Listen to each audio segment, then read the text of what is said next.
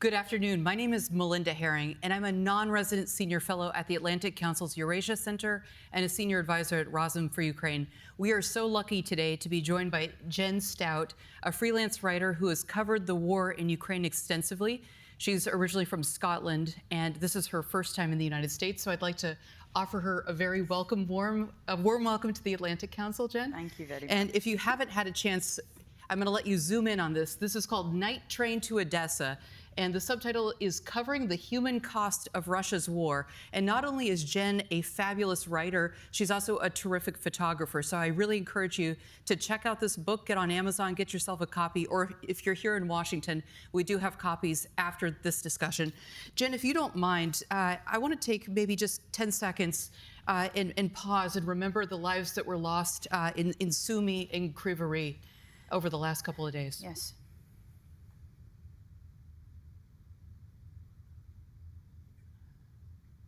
Thank you so much. So, Jen, I'm going to pass this book over to you, and you're going to kick it off. Jen is an unusual correspondent because she was in Russia when the war started 3 years ago on an Alpha Fellowship, and she also entered Ukraine in a roundabout journey. She's the only person I know who's done this, so she wants to kick off this discussion from Chapter 5. Thank you, Melinda. Okay. The barge moved slowly towards the black sliver of land on the other side of the Danube. All around us, the deep ink blue of the fading night became a soft sunrise gold as it met the land, almost perfectly reflected in the river's still waters. I shivered, leaning on the low metal railing and watching Ukraine come into view. The fireflies darted about, their strange, halting dashes leaving an imprint on my tired eyes when I rubbed them. Swallows and swifts greeted the boat as we approached the shore. To the starboard side, a small fishing boat slipped past, the prow high as the outboard motor churned the water, and the wake it made swirled the vivid hues of the sky like paints mixing. 2 Red Cross workers were watching the shore too, smoking roll-ups. We talked for a minute about the unseasonable cold that we hadn't prepared for. They were in shorts and I had on a flimsy child's raincoat, about the beauty of the Delta region and where they were heading. These young men from Greece had never been to Ukraine. They'd barely given it a thought before the war, and the apprehension was written all over their faces. The huge lorries which crammed the deck, gleaming new and emblazoned with logos of humanitarian organisations, roared one by one into life, the cacophony breaking the near peace of this Danube sunrise hour. I found our little van and hopped in, blowing on my frozen hands. Valery greeted me, ticking me off for getting so cold. He was a retired doctor who'd been working with the volunteers to get medical supplies for this run. We talked in Russian, but like many people in this border region, he could speak Romanian and Ukrainian too. It could have taken a day or more to reach Odesa, but we had a golden ticket. Anya, our military escort, who met us an hour into the journey, turning up at a roadside coffee shop in an ancient little car. Because Valery's supplies were going to Odesa's military hospital, Anya would escort us all the way, and this was a godsend. Anya was a young woman of stony determination and appalling driving style. She jumped into the van, stuck on some patriotic tunes, and put her foot down. It remained there. As we approached the queues of cars waiting at the checkpoint, she would drive, skidding down the dusty edge of the road, or simply head straight into oncoming traffic, honking the horn. I thought this was fantastic, having grown up with island driving, but poor Valery, wedged in alongside me in the van's small cab, was gripping the seat and pleading with Anya to slow down. "Oh, this woman," he kept exclaiming. "She'll get us killed. Oi, what a girl." And she laughed, thrusting her military credentials out of the window to flash at the outraged drivers and bewildered young soldiers. She was a force of nature nobody would stop, and we reached Odesa by lunchtime, somehow still in one piece. Jen, you met a lot of different characters in your book. You start your journey in Siberia, and then the war happens. The war happens, and you're on a fellowship with the Alpha Foundation, learning Russian. What decision do you make? How do you end up in Ukraine? I don't end up in Ukraine. A series of decisions. I could have gone home, and I didn't want to. I'd been to Ukraine before. I had some friends in Kharkiv, especially, and in Kiev, and I wanted to be in the middle of things. I wanted to be covering it as a freelancer. So when we left Russia very quickly, as you say, and I would have left anyway. I mean, morally, I didn't want to stay in that country. And all my thoughts were in Kharkiv, you know, about my friends. And they were bombing the city with jet planes at the time. I remember, like, aerial bombardment. And I was thinking at the time, I mean, even before that point, maybe I could try and go there. But that's really daunting, and I didn't want to be the idiot who rushes in kind of green and unprepared and getting in the way. And I didn't have training, I didn't have, you know, a flak jacket or a helmet. So I decided that first I would go to Romania. I was in Vienna for a couple of days, sort of taking stock, and I decided to go down to Eurasia, which is where the Danube forms the border between Ukraine and Romania. I thought this because I'd got some intel from a Romanian friends that this was a place that often got overlooked. It had a massive influx of people coming every day from Odesa in particular, from Mykolaiv and from Mariupol across that border. But most of the correspondents, the news teams, they were at the bigger crossings at Siret or Medica. And so if you're a freelancer and you want to try and pick up some work, you need to go where they're not. And so off it was. I went to Bucharest and then got a lift found some volunteers who'd give me a lift in their van down to this place. And I ended up there for a few weeks reporting on the refugee crisis. I'm really being blown away by Romania. I think particularly after Moscow, it was a very friendly place, a very easygoing place that kind of, I was just filled with joy at people who criticizing their own government and being satirical. It was just such a delight. And I found some volunteers who let me live in their boat repair workshop, because of course I had no money at the time. And then I decided, I went on a few trips into Ukraine just for a day, like with them, to help deliver aid and to write about it. And by this point I was writing for the Sunday Post in Scotland and London Review of Books and doing a lot of radio stuff. And then I got a bit of training and made the decision to go to Odesa and stay there. And you were in Odesa and Kharkiv during very hot periods. Yeah, I got to Kharkiv, I think it was the very end of April, possibly 1st of May. And it was heartbreaking. I mean, if you know and love that city, and the streets are so familiar to me, but everything was wrong. Everything was blasted out. There was glass underfoot everywhere, and there was no one really in the centre. It was very, very quiet. And then I went to Saltivka on the first day to the northern dormitory district, which the Russians had been so close that they could just throw artillery straight into it. And you remember that, it's like the surface of the moon. My God, what they did to that place. Just blackened rows of 9-floor flats over and over again. It was heartbreaking, but it was, all my friends were there. How many people here have been to Ukraine during the war?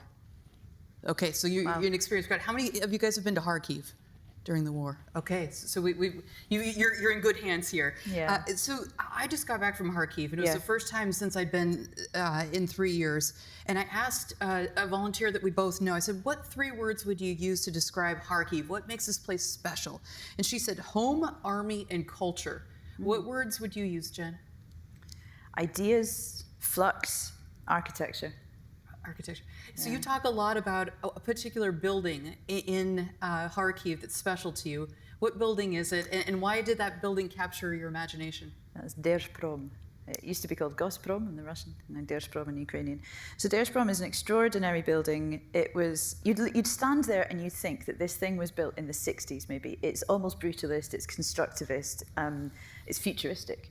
This soaring white structure interlinked with all these corridors and layers, which is incredible. And they built this in the late 20s. The late 20s, it kind of like shifts time in your head. So there are pictures of this building with Nazi soldiers parading in front of it, and women with with besom brooms. It just blows my mind and that's because Kharkiv was it was the capital of the Ukrainian SSR at the time, of course, and it was a real center for industrial development, culture. It was during Ukrainianization, Korenizatsiya, when they were permitting Ukrainian language writing, and so playwrights and writers were flocking to Kharkiv and living in the House of the Word, just near to Gosprom. So much of the story of what happened to that generation, the executed Renaissance, of what happened to Ukraine in the 20th century, you can find out by going alongside this building and looking at. So I wrote a big long piece about it recently, and because it's the steel concrete design. It was a very new and innovative way to build things, and supposedly the myth goes makes it sort of resilient to bombing. So they say, well, because it's Zalizobeton, it's iron concrete, then the Germans couldn't blow it up because they mined it when they left Kharkiv in 45. And then they said, and the Russians couldn't blow it up either. And sadly, they have managed to blow a little bit of it up, but with a cab. But it stands, and it will stand, and it's become a symbol for the whole of Kharkiv, for Kharkiv's resistance and its resilience. Anything else that you know the city of Kharkiv really well? What makes it special? It's a university city. It's a city of poets and philosophers. What else sort of? I was struck. I went to Saltivka. The New York Times loves to write about Saltivka, so I figured I gotta go. And I saw it, and it's as bad. The damage is as bad as you see it. The one thing that I found really interesting was even 3 years later, the Russian army was pretty distracted in Kursk. But all the car dealerships, as you drive out to Saltivka, there's not a car to be found. The people are still very cautious. But I went there on Sunday night when people should be making their supper, and about 30% of the lights were on. So people had started to return home. They did, yeah. I remember going back, it must have been sort of 7 months into the war, and I was back in Kharkiv, and people were returning. Yeah. The train from Kiev was full of people. And on the one hand, I was thinking, oh, how heartwarming. On the other hand, thinking, oh, God, is this a bit soon? Yeah. But look, I understand you can't live in exile for that long. I mean, for a lot of people, it's just not feasible to live in Poland or Lviv, with the kind of rents that are there. They need to go home. And maybe they've got elderly parents, that's really common, and you need to go home. For a lot of people, I think being back in Kharkiv just gives them energy. It gives them reason to keep going and reason to fight. It's hard to describe this city, isn't it? Because I think people most often know Kiev or Lviv, and these are very, very beautiful cities, very interesting. But Kharkiv is moving all the time, Jen, I'm curious if this is your experience as well. The folks I talked to said everything changed in Kharkiv after President Biden allowed the Ukrainians to use U.S. weapons to shoot into Russia. That we went from living in the basements to living in our apartments again. Every taxi driver I talked to, every activist I talked to said it was a game changer. Was that your experience as well? By and large, yeah, I'd say. I mean, the biggest game changer was when I got there, they'd just managed to push the Russians back from the city, and so they couldn't just do artillery all the time. And and then there was the lightning counter-offensive of 22, and they pushed them out of the area around Kharkiv. So by the time I was reporting, I think late 22 from the front lines to the north of Kharkiv, I was actually right on the Russian border because they pushed them right up to there. And then obviously last year we saw that the Russians pushed down again, and it looked like they were softening up Kharkiv for another attempt. Yeah. But I mean, every expert I've spoken to doesn't think that they can actually take that city, with the terrain and the kind of resistance they would meet. I mean, it would be street to street. Right. But what worries me is, as ever, what worries me is my friends, and that if there was a Russian assault on the city and that somehow they managed to get quite far, that they wouldn't get out in time. Because we know they have blacklists, and we know who'd be on it. It's the activists. Right. Yeah. Right. Can you talk a little bit? So it's one thing to read about small villages and towns that have been occupied by the Russians, and it's another thing to go there and to see what happened. One school that I'll remember had a missile through it, and I went to the little drama theater in ordinary school, and textbooks were piled up and they were bundled up. And they were Russian and Ukrainian. And I asked the tour guide, what's going on? And they said, well, the Ukrainians were able to retake the school before the Russians could burn the textbooks. And that, to me, is the image of Russian occupation. What image would you remember or would you describe? People's gates with Z sprayed all over them. Same with cars that they'd requisitioned. A microwave lying in the grass where they'd obviously been looting it, but they just had to run a bit too fast. I remember seeing that and thinking, I wonder if the guy who was looting this was shot as he tried to carry this microwave away and trying to care and kind of failing. But that's a question of my own humanity and all this. Yeah, just the sort of utter destruction and disdain for people's homes and the vindictiveness of it. I remember seeing there was a village near Kharkiv that had been occupied for several weeks, and on Prospect Mira, so the Peace Avenue as always, there was this Ukrainian flag with very precise bullet holes through it in a line. And the idea of that kind of spending time deliberately to do that, I found that very, very chilling. Actually, the picture just came up there of the van with Z on it. But yeah, that sort of moronic calling card. Obviously, it's not even the letter in the Cyrillic alphabet. It doesn't make any sense, but it doesn't have to, does it? It's just violence. It's just brutality. What did older people who refused to leave tell you? The reason they would tell me over and over again was either I can't afford to leave or this is my act of resistance. Is that what you would hear when you would talk to them? Yeah, sometimes a bit sadder. They'd say, well, who needs me anywhere, do you know? But yeah, but I think by and large it would be really the money concerns. And it's really true. It's really difficult for people to go west unless they have family and help. But yeah, for a lot of people, they'd say, as long as there's one Ukrainian on this land, on this village, it is Ukrainian village, and so I will not leave, which is incredibly brave. There's one particularly horrible passage in your book where you get in a car and you go to the wrong village. You're at a bus station, you're at a gas station, and you get in the wrong car, and you go to a very scary place, and they're trying to rescue 2 children who are living basically in an open sewer. Yeah. Were those children rescued? Yeah. They were in a kind of hole in the ground, basically. I could not believe there were children living in there. It was a Seversk, which is still in Ukrainian hands, but sort of heavily shelled and really, really badly damaged. And all around the railway station, everything was destroyed, but there was this hole in the ground, and the rescue guys were trying to negotiate with the women who had the kids, and she was not their mother, and she had clearly lost her mind, you know, and was screaming at them and convinced they were going to steal the children, and they had to sort of try and negotiate with her. And not helping the fact was that there was all these foreign journalists there sort of taking pictures, and I was I don't usually go with like a press pack, and it was starting to make me feel just really deeply uncomfortable. So I stayed back, and I didn't go into that bunker. I didn't really think it was necessary for me to add that story. So Jen, how do you show empathy as a foreign journalist? How do you get a good story, but also allow people the space to decide if they want to talk to you, and if they're too traumatized? How do you have to negotiate that?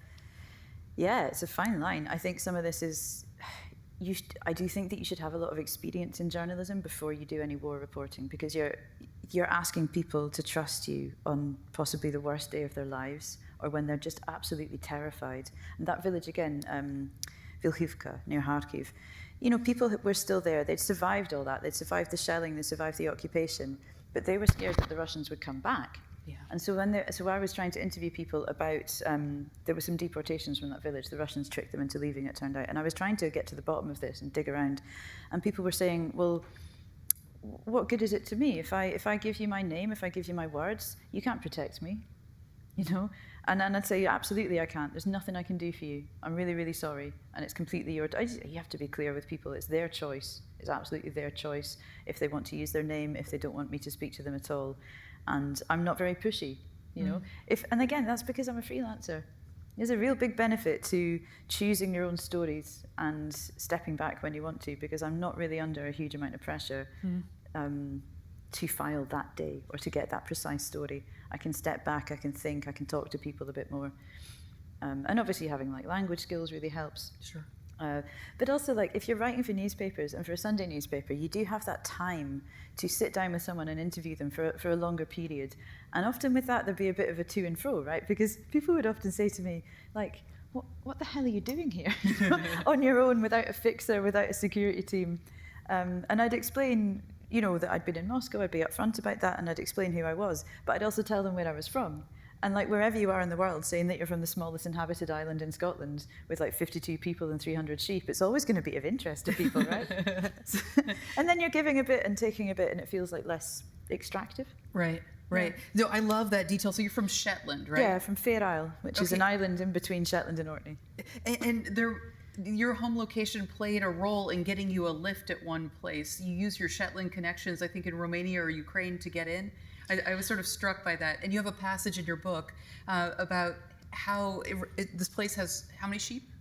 Oh, hundreds. Hundreds, and more sheep than people, right? Oh, by far, yeah. But people are very well traveled and they come back. Will you eventually come back after having all this war experience? Oh, like a home in Croft. Yeah, I don't know. You don't know? Okay. I do. I miss growing vegetables, but yeah. So the Fair Isle connection. There'd been a nurse there called Elena, and she now lives in Romania and had been following all my kind of travels and stuff in Moscow. And so I got in touch with her and said, I'm going to go to Romania. Where should I go? And she was a great help and set me up with people. So yeah, we get around Shetlanders. And there is, I mean, so we're often told that we're remote, and our response is always, well, remote from what? From London? Who cares? Because we used to be the centre of that kind of seafaring world, you know. Gotcha. So the Shetland language involves sort of Norse and Hanseatic Dutch, and we're a big trading centre. And because of the Navy and the Merchant Navy, it's very common for young people to go away. You know, when I was a teenager and went off to Russia, like no one really blinked an eye. Yeah. It was completely normal. And then come back. Yeah, we're a well-travelled people. I'm going to keep my eye on you. I think this may happen at some point. Tell me a little bit about, you meet up with a group of philosophers. At one point you're in a bus, and the bus is full of philosophers and poets, and you're speeding to the front, you're about to deliver a Jeep. Who are these philosophers and poets? And is it normal to have a group of philosophers and poets who are also doing humanitarian work? Is this the kind of group that you saw over and over again in your reporting? Yeah, in Ukraine, that's completely normal. Completely. People are, you know, there's a lot of literary activism. So the people you're talking about, that was a group with PEN Ukraine, so the Ukrainian chapter of PEN. But goodness me, do they do an awful lot more than most PEN groups would ever do. I mean, as you say, they're delivering Jeeps to the front line, but also taking books to libraries where the Russians burnt all the books during occupation, and trying to help the families of writers who've been killed. So with them, that's how I started writing about Volodymyr Vakulenko in the village of Kapitolivka, and we went to see his mum. Would you remind us who he is? So Volodymyr Vakulenko, he was a poet and a children's writer, and when we went to see his mum, he had disappeared. The Russians had taken him during occupation in Kapitolivka. Now she hoped that he was alive, like maybe in a Russian prison. And there have been some rumours to this effect. And also she said, it just broke my heart. She said, I have to believe because he's my only child. Yeah. But she was having to look after his son. He and his son were very, very close, and his son has severe learning disabilities and needs a lot of care. And a few months later, we found out that his body had been identified. It was indeed in that mass grave, that awful mass grave in Izium, where 447 bodies were exhumed. And she'd said, all hope has died, and that's it. And the thing that really got me about her story is that this 71-year-old woman had to walk for miles and miles and miles during occupation to go to the so-called authorities, the Russian authorities, and ask for information about her son. And they lied to her again and again and again. And they wouldn't even look her in the eye, she said. And then it turns out, they knew all the time. They knew all the time that they'd shot him and left him on the side of the road and put him in a mass grave. And for what? For what did he do? Because he was an outspoken Ukrainian,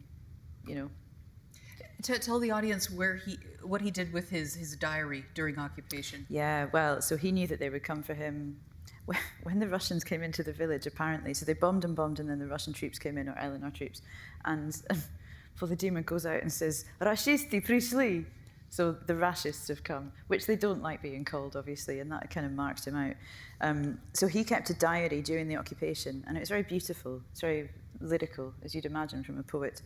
But he was also a children's writer too, right? Yeah. And during this time, he's trying to teach his son Vitalik, like how to lie down when the bombing starts and things. You should never have to teach a kid. And he knew they would come and get him, and they did. And so he buried his diary under the cherry tree in his father's garden in Kapitolivka.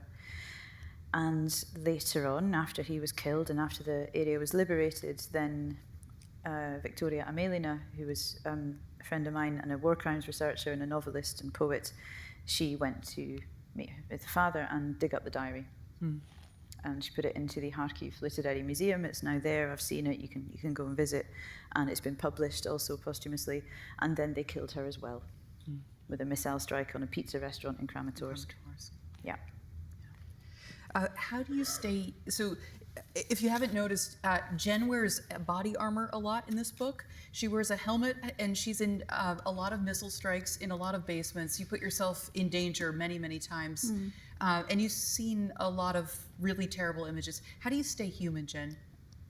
And stay connected to people and their stories? Because that's one of the big strengths of you as a reporter and a writer.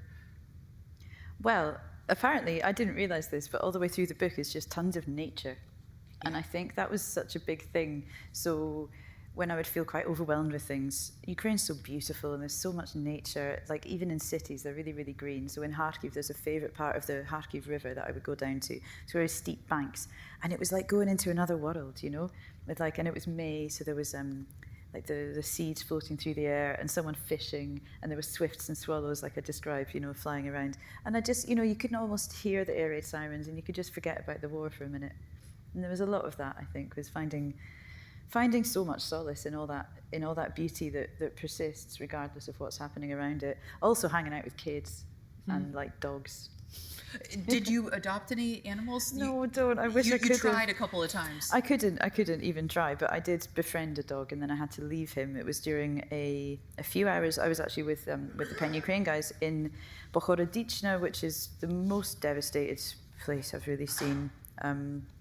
And it was all this bombed out church. It was awful, and I was taking pictures for the day, not least because there wasn't anybody to speak to. There was no one left, and this dog just followed me around. And at one point, I got really scared. I got really unnerved by the howling wind. It was making everything clatter and bang, and it just seemed so intense. And the dog, like he knew, sort of licked my hand, just brought me back to the world, you know. And then I had to drive away, and he watched me, and it's very sad. Mm-hmm. I wanted to ask you about your time in Odesa. You were there also during a pretty harrowing time. April 22. Yeah, yeah. And you had a boyfriend in the book, a Ukrainian boyfriend named Oleg. What happens to him? You leave us hanging. Oleg never reappears. He's fine. He's fine. Okay. I haven't seen him again. It was a short-term thing, I'd say. Okay. No, look, I really wrestled with putting this in the book because correspondents don't usually write about their personal lives. But I found myself reading lots of books by usually boy correspondents, males, and I think, but where were you, like, what were you doing? Where were you sleeping? Who were you hanging out with? What were you eating? What were you feeling? And they tend to sort of not do that stuff. And it's really hard as a journalist, you know, it's hammered into us that you never talk about yourself. But I wanted the book to be something that I would enjoy reading, and I connect to people when I hear a bit of their personal lives. I thought it was relevant because, like, Oleg was a volunteer at the military hospital. That's how I met him, and he was going to the front lines to rescue soldiers and bring them back, and coming back having seen terrible things. And I was going to missile strike sites and also seeing terrible things. And it was, you know, he'd meet up under the stars in the Odesa courtyard, and it was just a bit of the absurdity of having so much normality and so much utter horror just rammed in together in every single day, and how you cope with that. Yeah, but yes, he's fine. Good, very good. As far as I know. And what period does this cover? So this is 22, this is just the first year of the war, right? No, it's 22 and 23. It goes up to about June 23. Okay. Yeah. Will there be a second book? I would like to write a similar book, but like looking at Eastern Europe and Central Europe, because I think that, extraordinary things are happening in the Baltic states and Romania. They're building defensive lines in the Baltic states, and I think Western Europe has not woken up to that reality yet. They really should, because of the situation here, but and I'd like to explore those countries and see how they are dealing with the threats of Russia, and also look at the kind of legacy of World War II and some of the memory wars around that. But of course, I'd like to go back to Ukraine as well. So good. Let's talk about the language issue, and then I'd love to bring the group in to ask you questions. So you're a Russian speaker, and you opened the book by saying, I used Russian and English. You went to UKU for a while and did a little Ukrainian language course, which is fabulous. Yeah.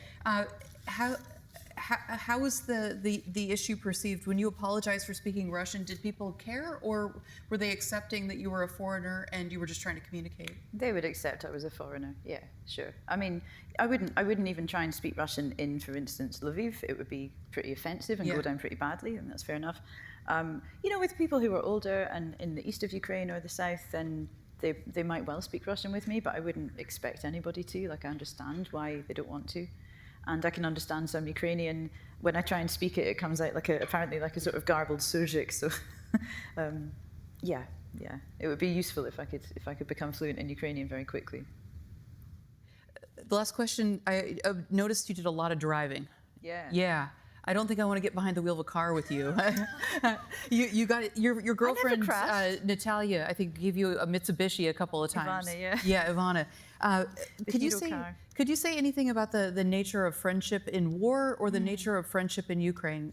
I was sort of struck by that as I was reading your book. Yeah, I found that you make friends and form bonds incredibly quickly under those circumstances, of course, and people find this, war reporters and people in the military, you have to rely on each other, and that means you have to really trust each other. And that really suits me, and I like to make friends quickly, but I'd known Ivana for a few years, and we kept in touch, and then she happened to have this tiny Mitsubishi Colt, which is not really not the ideal vehicle for potholes and minefields in eastern Ukraine, but off we went in that car, and it somehow survived not one but 2 journeys to Donbass, and the second time was just me driving by myself. And you got very close to Bakhmut too at that. Yeah, I was in Kramatorsk and Slavyansk. Yeah. Well, we're glad you're here. Congratulations on your book. Thank you. It's fantastic, Thanks, and I really enjoy the nature scenes. I never knew that you can go down so close to the river in Kharkiv. So I'll be checking that one out next time. I'd like to invite the audience, both online and in person, to either indicate that you'd like to ask a question or to go ahead and shoot me a question online. Okay, we got lots of questions. Great. Okay, I'm going to take the lady in the hat. Hold on one sec for the microphone. If you could introduce yourself, that'd be great. Hi, and it's good to I'm see Leah. you again. Yes, you as well. So we are extending the media arm of our media organization to cover radio interviews. And given you've worked with BBC and you're a radio producer, what would you say is missing in the current journalism, global journalism, in terms of leadership promoting the greater good in the right now? Thank you. Oh, I think what's missing in journalism is diversity, and particularly around class. So I come from a small place without much money, and it is just really, really tough, especially to get into foreign reporting. And I would listen to all these interviews of people who did it, and they'd always have this phrase that makes me so cross. They'd say, I just went. And you say, well, how did you just go? And it's because they had help, And if you don't have that, you're reliant on programs. Like I was in Moscow because of a fully funded program, the Alpha Fellowship, which had to come to an end, of course, because of the war. And that's so important, right? Fully funded. I went to Germany for a bit, learned a bit of German, did loads of reporting, and that's because I was on a fully funded fellowship, and I didn't have to try and find the money from parents or whatever to do this. So I think if we don't have that kind of diversity in journalism, we're not going to be as good but like any kind of diversity, we're not going to reflect the reality properly. And it's getting worse, actually, with unpaid internships. People are expected to do these post-grad courses that cost tens of thousands of dollars. And who's able to do that? You pointed out, too, that you wanted to do a different course. You wanted to do a language course, but there wasn't enough funding for it. Yeah, they cut the funding. So there was just a whole period where you had to self-fund, and you need savings.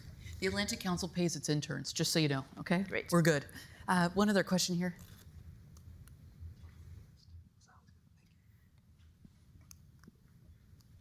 Thank you so much for your introduction into the book. I'm from Europe, actually Hungary, so it's quite bordering Ukraine. And myself, I've been to Ukraine quite a few times and work for a defense company who have Ukrainian military forces.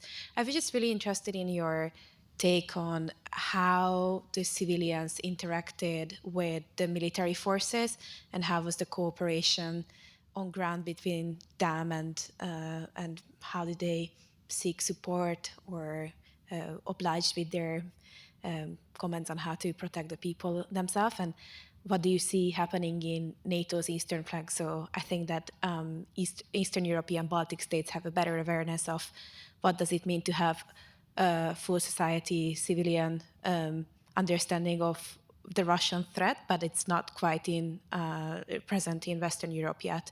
So I just wanted to see your perspective on this. Okay, thank you. So the first question, one of the things that really, really struck me, especially when I was in Kharkiv, was I had to completely reassess how I thought about the military.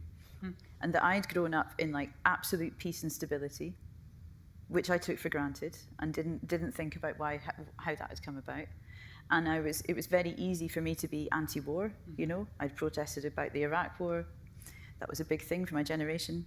And I'd never had to think about what I would do or what my society would do if we were faced with an existential threat like they were in Kharkiv. And it was when I was in this bunker, they were doing a concert and live streaming it to Berlin to raise money for the armed forces. And when I say for the armed forces, that makes it sound like some distant state organization. No, it's like their dads, right? It's their close relatives of people in that basement, whose relatives are fighting with mismatching uniforms, with not enough kit, and they're trying to raise money so they might have some night vision goggles so that they don't necessarily get shot as quickly by a sniper. And it doesn't get more kind of real and urgent than that. And I had to really think about my own knee-jerk assumptions and about what they were living through, because the distinction between military and civilian was just very hazy, you know.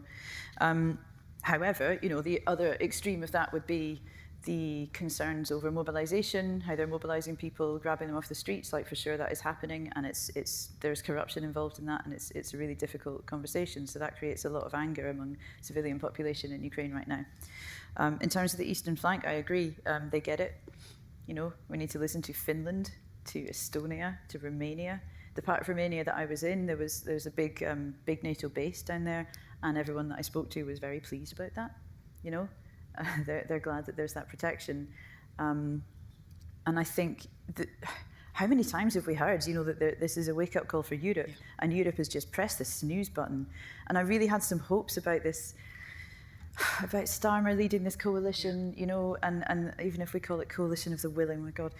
But then he had a meeting in London, and I thought, right, okay, surely this time, right, they're going to invite Romania, they're going to invite the Baltic states. No, they didn't invite them. And you think, right, if it's just going to be you guys, again, just Western Europe dictating how things are going to go, not really listening properly to your Eastern allies, this isn't going to work. Right. And I'm seriously concerned about that. I mean, as a European that wants to see the progressive Europe that we've built for so long continue and survive, it needs a big rethink, and it has to be a rebalancing between East and West, I think, for sure.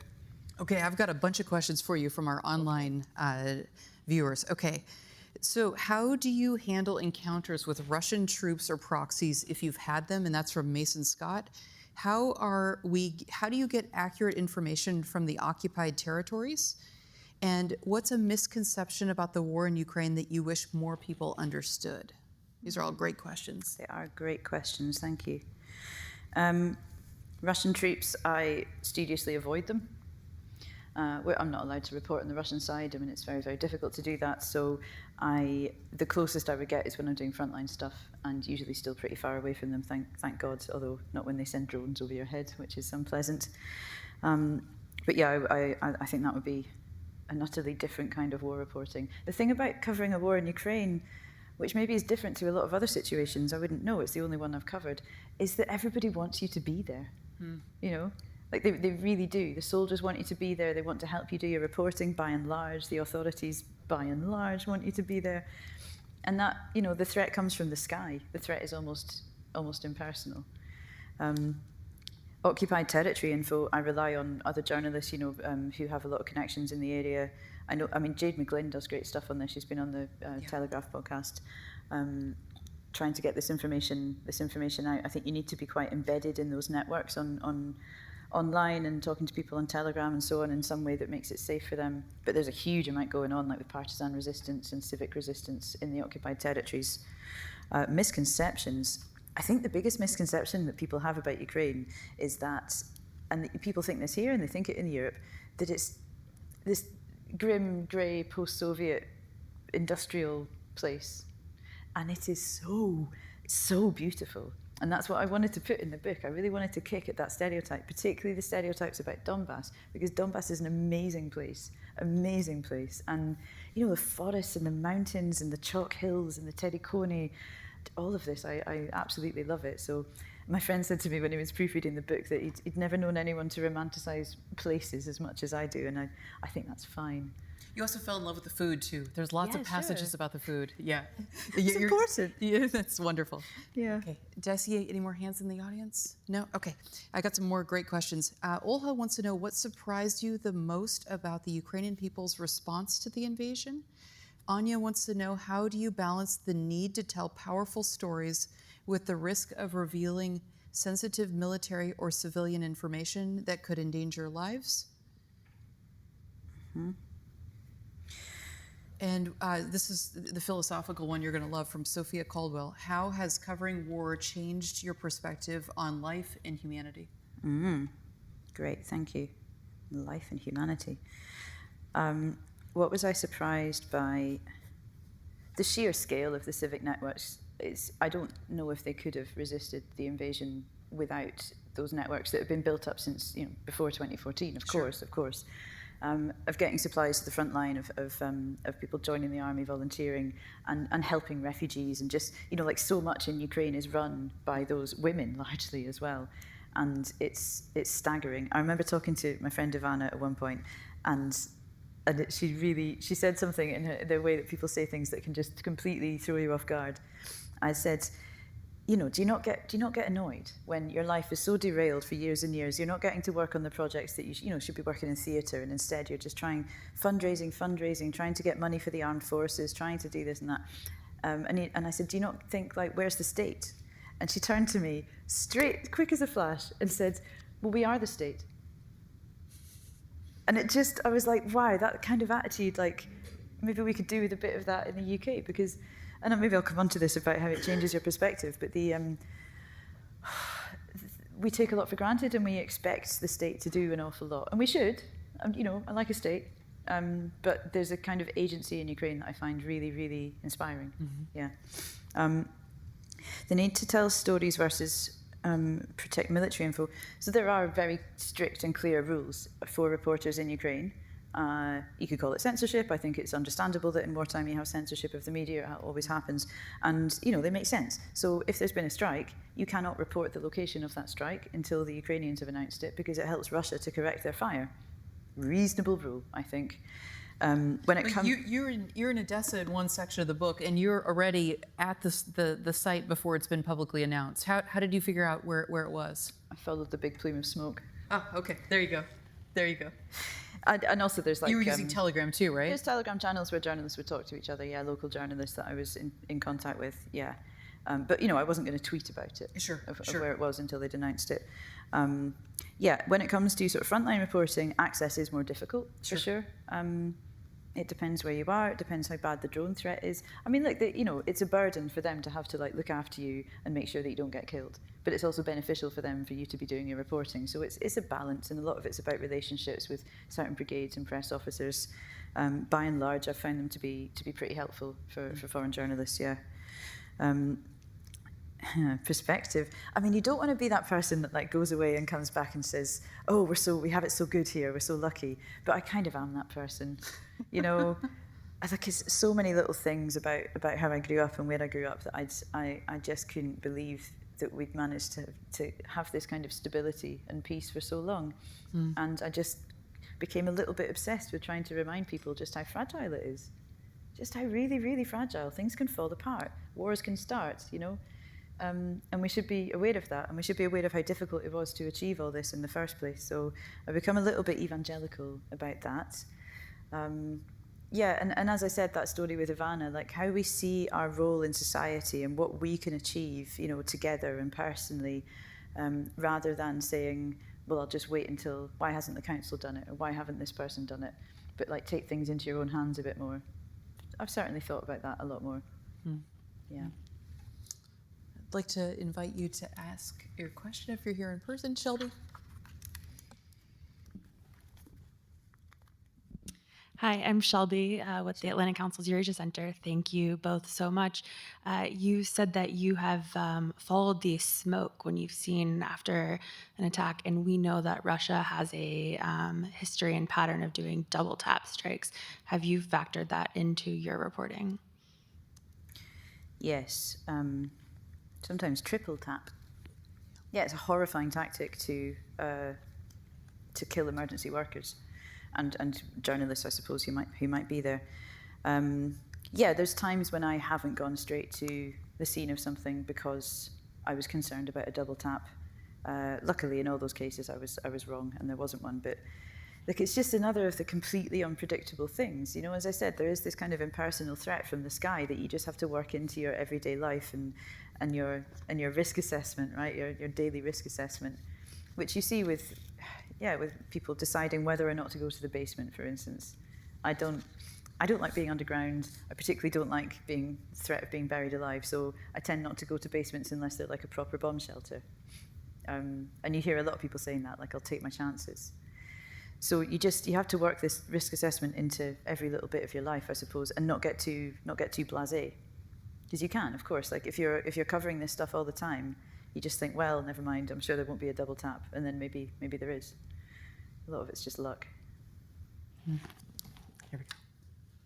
Alex, right here. Katya Sadova, most recently from the US government. Was there ever a moment when you were truly scared that you may see a sight before you that will not resemble what you saw there before? And would you mind sharing that? I was apprehensive about going to Kharkiv in the beginning of the big war, because it's upsetting to see a city that I love so damaged, but it wasn't going to stop me going.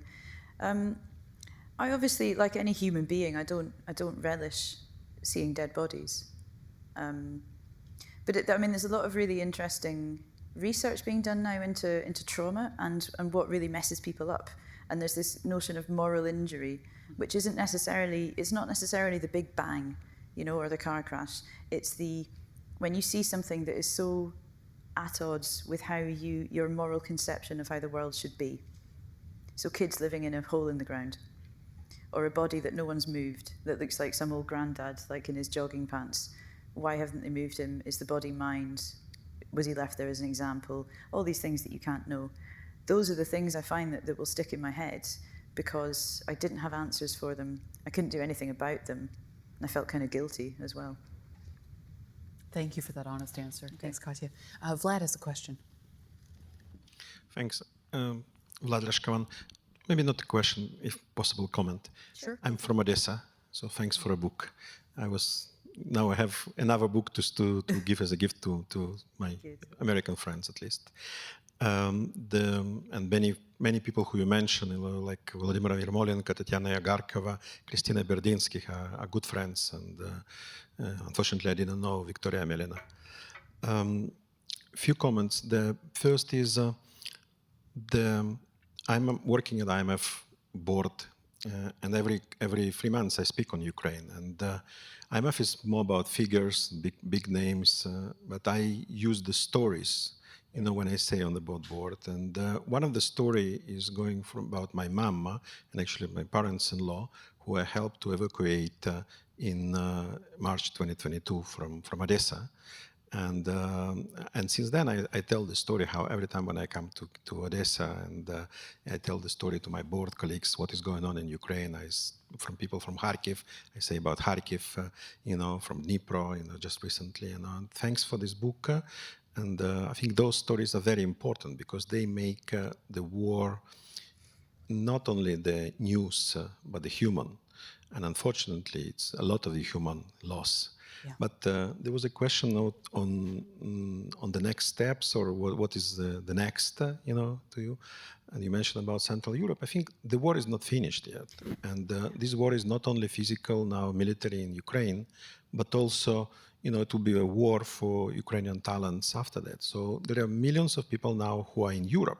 You mentioned you want to write about Europe. Maybe one of your books could be about their future, about their destiny, how they move. They can tell you a lot of stories, but also how these new Ukrainians in Europe, how they accommodated themselves, how they found new life, if they're going to come back, why, what for, or if they're going to stay there, they will be still Ukrainians, and there will be still war also for them, for their souls and for their talents. Mm-hmm. And thanks for that, for the potential future book. Thanks. Thank you, Vlad. He always has the best ideas. Yeah, that's a great. It's really nice to think about that, because Scotland, there's quite a lot of Ukrainian refugees in Scotland, and they've changed our society for the better, right? Just like every wave has. A lot of people came from the Balkans in the 90s.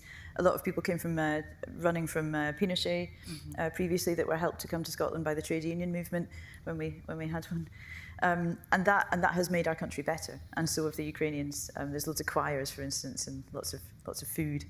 But yeah, that's a lovely idea. And yeah, I agree. Like, stories are everything. So, I really want to explain to people about the context, about the history, about how, you need to understand that this whole story is about colonialism and imperialism.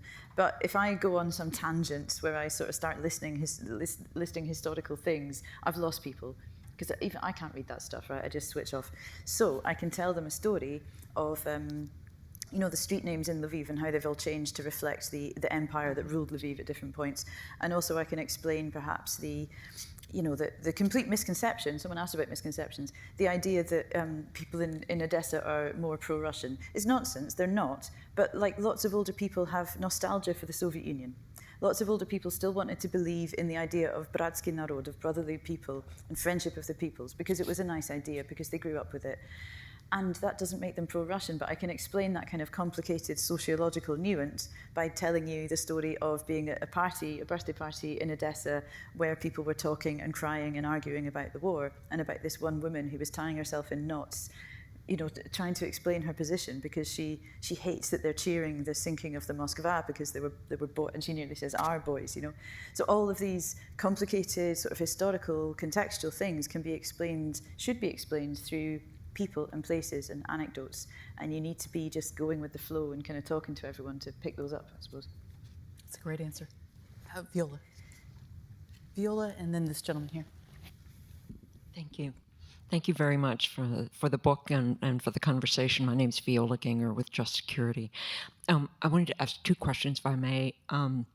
One is about access to information for Ukrainians in all of the parts of the country. Presumably in the larger cities it's a bit easier, in rural areas more difficult. But how are people getting their information, and what sources do they trust most? And the second question is, what is the quality of the connections that you see between Ukrainians and their elected representatives during this time of war? Great question. And if I could have the microphone for this gentleman here too. Go ahead. I'm just going to stack them because we're running short of time. Go ahead, please. Yeah, my name's Paul Desjardins. I'm also a former Alpha Fellow from Moscow, and I just came back from Ukraine last month. So my question is about stories and narratives. What kind of narratives do you tell yourself about your experience in Russia? About what stories, how do you explain to yourself what the Russians are doing in Ukraine when you look at Dnipro or Kryvyi Rih or Sumy yesterday? What kind of stories do you tell yourself to explain to yourself who these people are and what they've become? Yeah, what they've become. Thank you. Okay, briefly then, access to information for Ukrainians. People get a lot of information from Telegram channels. That is deeply problematic, given the ownership of Telegram and its potential security or lack of it. But look, it's really, really useful, because there's some guy in Kharkiv who will tell you before official sources will what kind of threat the air raid siren is and what might be coming your way, and then you can decide, where you're going to hide, or if you're going to hide, or what you're going to do. But I remember when I was in Kharkiv in April 24, there were a lot of just rumors and really unhelpful stuff swirling around, doom-laden stuff that the Russians were going to invade, they were going to cut off the sewage of the city, and it would become unlivable. And that was misinformation, that was propaganda, that was really causing a lot of strife in society. So Telegram is problematic. But they have a lot of very, very good journalists, telling their own story, and people do tend to trust them, which is good. What on the Telegram? Is it just like individual messages or groups? It'll be a channel. Media outlets via Telegram? No, it'll often just like an individual who set up a channel. Or there's some sort of I won't say what the channel is called because it's actually very rude in Ukrainian, but Kharkiv news channels that are a bit irreverent and are maybe a bit anarchist. Do you know what I mean?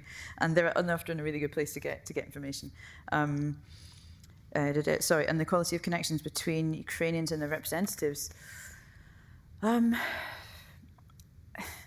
They don't really have any choice at the moment.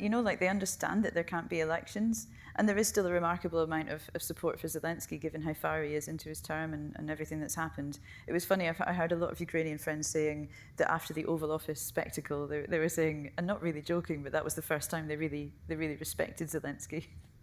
That made them like him a lot more. Parliament still basically functions, but it's not functioning well. I'm not sure what else we could expect, though, given what's happening around them. All of the MPs I know want to get out of their mandate. They're like, it's been more than 5 years. Yeah, but there's no alternative. There's no alternative, yeah. And yeah, you were on the Alpha Fellowship. That's great. How do I explain this to myself? Oh man, it's so. I think about this. I think about this a lot because when terrible atrocities are committed, I think people automatically do this thing to protect ourselves, where we think, I could never do that. And the problem is that I think we're all capable of terrible things, given the right circumstances, and that it's a cop-out to say, and so you hear people say, well, the Russians, they must be kind of uniquely messed up, right?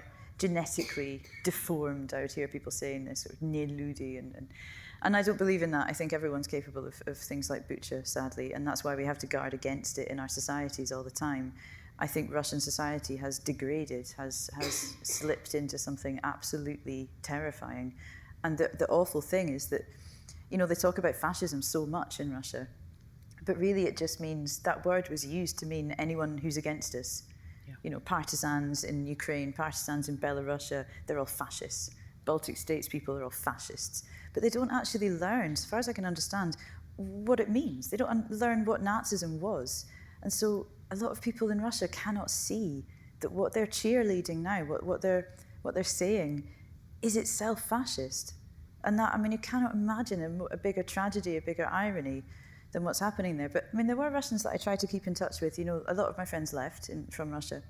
But the ones that stayed, I tried to keep in touch with people, and it became increasingly impossible because they weren't talking with their own words. They were talking with phrases from the television. Mm. And I'd say, guys, can you talk to me like from yourself? Mm. And they wouldn't, and they couldn't. And then, you know, the phenomenon, the most chilling thing that Ukrainians would tell me over and over again, I'd say, do you have relatives in Russia? Almost always they'd say yes. I'd say, are you still in touch with them? No, we tried, but they don't believe us. And this is when people would break down and cry, because imagine your own uncle, your own aunt, telling you that you're wrong and you're lying and that we're coming to liberate you. I mean, that is terrifying. That is breaking down the family trust, just like in the Soviet Union. Yeah. Anything else you want to tell us that we haven't hit on? Oh, there's so many stories I could tell you about. I would like to mention the two people in the book who have passed away. Actually, that's a stupid euphemism. Who were killed by Russia. Which is Victoria Amelina, who I mentioned. Her book is out now in English. It's called Looking at Women, Looking at War, and it's her unfinished diary and notes and reports from the investigation truth hounds that she was travelling the country doing. She shared her time and expertise with me so generously, and she was very, very self-deprecating. In a time and a place when you get a lot of you get a lot of male foreign reporters with the flak jacket and the black and white picture gazing into the distance, and she would just make me laugh. She was like the opposite of that. She'd sort of have her helmet on at a silly angle and making a silly face, like just self-deprecating and a beautiful soul. And the other person was, you probably saw her picture coming up on these slides, was a woman called Vladislava Chernich, and she insisted on joining this brigade, and she was a great shot. She was in the artillery section. I spent the day with her team on the front, and then she was killed a few weeks later. And she was 28 years old and a star chemistry PhD student. Thank you so much. Thank you for spending this hour with us. And it's my pleasure. It was wonderful to spend the time with you. If you haven't had a chance, I encourage you to go out and get a copy of Night Train to Odessa, Covering the Human Cost of Russia's War by Jen Stout. Thank you for joining us, and see you next time. Thank you.